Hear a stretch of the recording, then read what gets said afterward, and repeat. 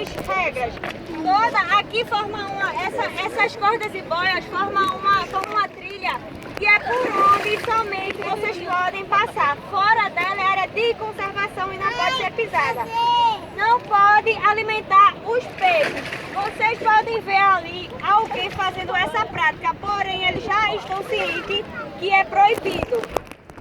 Aqui a trilha segue com 4 piscinas. Essas 3 aqui, a central, que não pode tomar banho pelo fato da água estar represada. Então químicos, creme, cabelo, protetor, não pode entrar. A única que é liberada para o banho é a piscina sul, porém tem algumas áreas delas que é muito fundo, então a gente só libera mais, recomenda para quem sabe nadar.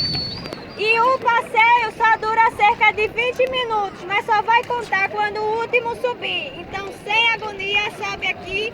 E, por favor, quando dá os 20 minutos, volte, porque lá em cima vai ter outro grupo que só vai vir quando vocês descerem. Então, tenha consciência e bom passeio.